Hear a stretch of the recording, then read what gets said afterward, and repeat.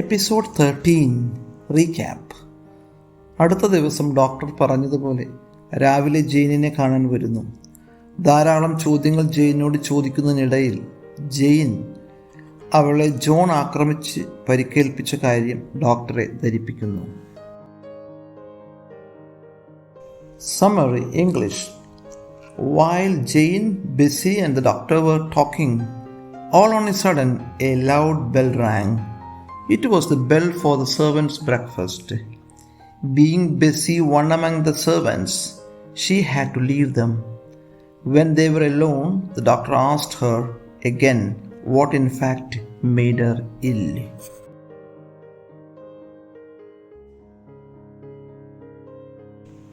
Summary Malayalam. അവരെല്ലാവരും കൂടി ജെയിൻ്റെ മുറിയിൽ സംസാരിച്ചു കൊണ്ടിരിക്കെ ഉച്ചത്തിൽ ഒരു മണി അടിച്ചു.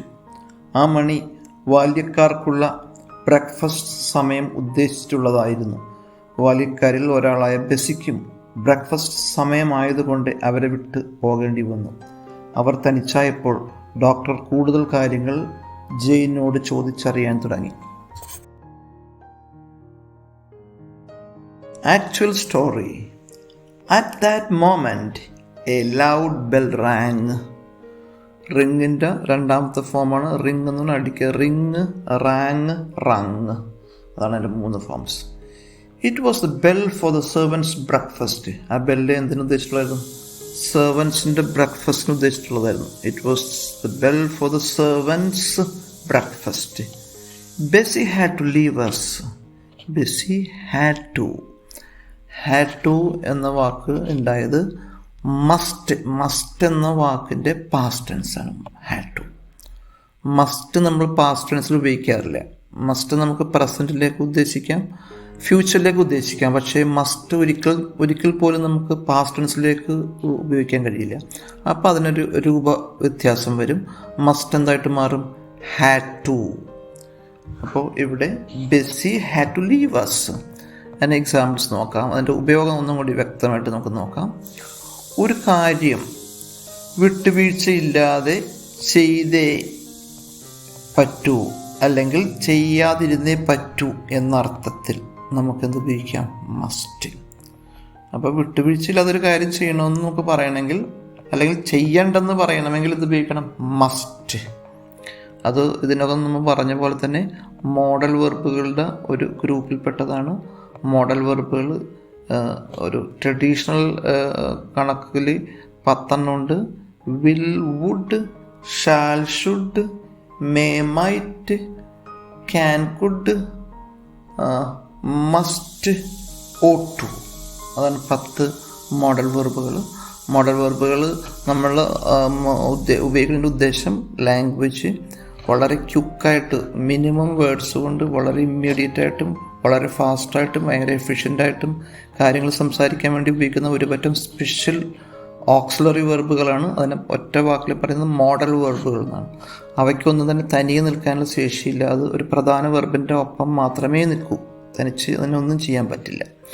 ഓക്കെ, അപ്പം നമുക്ക് എക്സാമ്പിൾസ് നോക്കാം.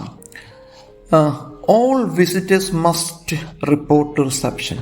എല്ലാ വിസിറ്റേഴ്സും എന്ത് ചെയ്യണം? അവർ റിസപ്ഷനിൽ റിപ്പോർട്ട് ചെയ്യണം. Must report. അതിൻ്റെ കൂടെ വേറെ ടു അങ്ങനെ ഒന്നും ചേർക്കണില്ല. റിപ്പോർട്ടാണ് മെയിൻ വെർബ്. അതിൻ്റെ കൂടെ ഓക്സിലറി ഹെൽപ്പിംഗ് ആയിട്ട് വന്നിരിക്കണം മസ്റ്റ്. ഇനി രണ്ടാമത്തത്, cars must not park in front of the entrance. കാറുകളൊന്നും എന്ത് ചെയ്യരുത്, എന്ത് ചെയ്യാൻ പാടില്ല? എൻട്രൻസിന് മുന്നിൽ പാർക്ക് ചെയ്യാൻ പാടില്ല. ഇനി മൂന്നാമത്തത്, I must go to the bank and get some money. ഞാൻ എന്ത് ചെയ്യണം? ഞാൻ നിർബന്ധമായിട്ടും ബാങ്കിൽ പോകണം, അല്പം പണം എടുക്കണം. അപ്പോൾ ഇത്തരത്തിലൊരു കാര്യം ചെയ്തേ പറ്റൂ എന്ന് പറയാൻ നമുക്കെന്ത് ഉപയോഗിക്കാം? മസ്റ്റ്. മസ്റ്റിൻ്റെ പാസ്റ്റ് ടെൻസ് ആണ് എന്തെന്ന്? Had to. When we were alone, the doctor asked me again, "Tell me, my child, what made you ill?" When we were alone, the doctor asked me. നമ്മൾ ഇതിന് മുന്നേ പറഞ്ഞിരുന്നു, ആസ്ക് കഴിഞ്ഞിട്ട് അപ്പം തന്നെ to ചേർക്കില്ല. അതാണ് ഇവിടെ ആസ്ഡ് മീ എന്നാണ് പറയുന്നത്. എന്നോട് ചോദിച്ചു, ആസ്ഡ് മീ. എപ്പോഴും നമ്മൾ ആസ്ക് കഴിഞ്ഞിട്ട് ഒരു ജനറൽ മീനിങ്ങിൽ ask, I asked him, she asked me, we asked them. ഒരിക്കൽ തന്നെയും നമ്മൾ ആസ്ക് തൊട്ട് ശേഷം ടു ചേർക്കുന്നില്ല. asked me again. Tell me, my child. അടുത്തത് ടെൽ. ടെല്ലിനും തൊട്ട് ശേഷം ഇതില്ല, ടു ഇല്ല. ടെൽ മീ എന്ന് മതി. ടെൽ ടു മീ എന്നില്ല. ടെൽ ടു ഹിം എന്നില്ല. Tell him, tell me, tell them, tell your teacher. ഒന്നിനും തന്നെ ടെല്ലിന് തൊട്ട് ശേഷം ടു ഇല്ല. Tell me my child, what made U ഇൽ? നിന്നെ എന്താണ് രോഗത്തിലാക്കിയത്? They locked me in a room where there was a ghost. അവരെന്ത് ചെയ്തു? They locked me in a room, ഒരു മുറിയിലിട്ട് പൂട്ടി. Where there was a ghost. ഇത് രണ്ട് സെൻറ്റൻസുകളാണ്. They locked me in a room ഒരു സെൻറ്റൻസാണ്. There was a ghost another sentence. രണ്ട് സെൻറ്റൻസാണ്. ഈ രണ്ട് സെൻറ്റൻസിനെയും കൂടി വിളക്കി ചേർത്തിരിക്കണം എന്തുകൊണ്ട്? വേർ എന്നുള്ള വാക്കുകൊണ്ട്.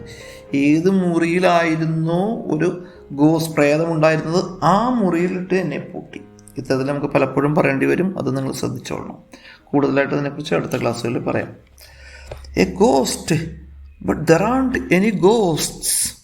ഗോസ്റ്റോ? പക്ഷേ ഗോസ്റ്റ് ഒന്നുമില്ലല്ലോ. There aren't. ഇത് ഇംഗ്ലീഷിൽ ഏറ്റവും ഇമ്പോർട്ടൻ്റ് ആയിട്ടുള്ള ഒരു പ്രയോഗമാണ്. There is, there are, there isn't, there aren't, is there, are there. ഇതിൻ്റെയൊക്കെ അർത്ഥം ഒരു വസ്തു അല്ലെങ്കിൽ വ്യക്തി അല്ലെങ്കിൽ മറ്റു സൗകര്യങ്ങൾ ലഭ്യമാണ്, ലഭ്യമല്ല എന്ന് പറയാനും അതുമല്ലെങ്കിൽ ലഭ്യമാണോ എന്ന് ചോദിക്കാനും ഇംഗ്ലീഷിലെ ഏറ്റവും സുന്ദരവും ലളിതവുമായ ഒരു പ്രയോഗമാണ് ഇതെന്ന്. There is, there are. അങ്ങനെ പോസിറ്റീവ് ആണെങ്കിൽ നമുക്ക് എൻ്റെ മൂന്നെടുത്തിരിക്കാം. പോസിറ്റീവ് സെൻറ്റൻസ്, നെഗറ്റീവ്, ക്വസ്റ്റ്യൻ എടുത്തിരിക്കാം. ഈ സ്ട്രക്ചർ മോസ്റ്റ് കോമൺ ആയിട്ടുള്ളൊരു സ്ട്രക്ചറാണ്. അത് നമുക്ക് വലിയ സ്ട്രെയിൻ ഇല്ലാതെ നമുക്ക് ഉപയോഗിക്കാൻ പറ്റിയ സ്ട്രക്ചറുമാണ്. അപ്പോൾ നമ്മളത് വളരെ ഗൗരവമായിട്ട് എടുക്കണം. അത് നമുക്കതിൻ്റെ തന്നെ പോസിറ്റീവ് സെൻറ്റൻസ് എക്സാമ്പിൾസ് നോക്കാം. There is one table in the class room. Class റൂമിൽ ഒരു ടേബിൾ ഉണ്ട്. There are many people at the bus stop. Bus സ്റ്റോപ്പിൽ ഒത്തിരി ജനങ്ങളുണ്ട്. There is milk in the fridge. ഫ്രിഡ്ജിൽ എന്തുണ്ട്? പാലുണ്ട്. അപ്പോൾ ഇതെല്ലാം പോസിറ്റീവായിട്ട് പറയണം. There is, there are. ഇനി നെഗറ്റീവ് നോക്കാം. There isn't a tree in the garden. ഗാർഡനിൽ ഒരു മരമില്ല. There aren't any people at the party. പാർട്ടിയിൽ ആരും തന്നെ ഇല്ല, ആൾക്കാരും ഇല്ല. There aren't, are not, there aren't. ഇനി question, how many dogs are there in the park? പാർക്കിൽ എത്ര നായകളുണ്ട് അല്ല പട്ടികളുണ്ട്? Is there a security guard at the shop? കടയിൽ സെക്യൂരിറ്റി ഗാർഡ് ഉണ്ടോ? അപ്പം ഇത്തരത്തിൽ ഒരു സൗകര്യമുണ്ട്, സൗകര്യമില്ല, ഉണ്ടോ എന്നൊക്കെ ചോദിക്കണമെങ്കിൽ there is, there isn't, is there, there are, there aren't, are there. ഇനി പാസ്റ്റ് ആകുമ്പോൾ ദർ വാസ്. നെഗറ്റീവാണ് ദർ വാസിൻറ്റ്. ക്വസ്റ്റ്യൻ ആണ് വാസ് ദർ. പ്ലൂറലാണ് വെർ ദർ. അപ്പോൾ ഇത് ഈ സ്ട്രക്ചർ നിർബന്ധമായിട്ട് പഠിക്കണം. അത്ര ക്രൂഷ്യലായിട്ടുള്ളൊരു സ്ട്രക്ചറാണത്. Oh yes, Mrs Reed's ghost was in the room. I saw it. See, saw, seen. എൻ്റെ 3 ഫോം അങ്ങനെയാണ്. I was locked in. ഞാൻ മുറിയിൽ അടക്കപ്പെട്ടിരിക്കുകയായിരുന്നു. Without a candle. ഒരു ക്യാൻഡിൽ ഇല്ലാതെ. Question and answer session. What was the time when the bell rang? ബെല്ലടിച്ചപ്പോൾ സമയം എന്തായിരുന്നു? It was breakfast time. It was breakfast time. Whose breakfast time? ആരുടെ breakfast time? Servants. വേലക്കാരുടെ. Why had Bessie to leave them? ബെസ്സിക്ക് എന്തുകൊണ്ട് അവരെ വിട്ടു പോകേണ്ടതായിട്ട് വന്നു? Because it was her breakfast time. Because it was her breakfast time. When did the doctor ask Jane questions again? എപ്പോഴാണ് doctor പിന്നെയും അവരോട് questions ചോദിക്കാൻ തുടങ്ങിയത്? When they were alone. അവർ തനിച്ചായിരുന്നപ്പോൾ ആണ് ചോദ്യങ്ങൾ പിന്നെ ചോദിക്കാൻ തുടങ്ങിയത്. According to the doctor, are there ghosts? ഡോക്ടറിൻ്റെ അഭിപ്രായത്തിൽ ശരിക്കും പ്രേതമുണ്ടോ? No, there aren't. ഇല്ല, പ്രേതങ്ങളില്ല. Banganapalli mangoes that I bought at Visakhapatnam. Whenever I go to old and historical places, my first preference is to visit the bazaar or general market of that place. Likewise, I visited Annapurna market in Visakhapatnam once when I visited there. At the market, what I liked most was Banganapalli mangoes. They were so huge, golden in color, sweet and juicy to eat. Among the people whom I met there was a Malayali family from Palakkad who had been running a stationery shop in the market over decades, and one Mahesh Koshi from Thiruvananthapuram who was the regional manager of Bata Shoe store in the district at that time. Being mango my favorite fruit, so is my mother's, I asked the Palakkad family to help me buy some first class mangoes, and they did accordingly.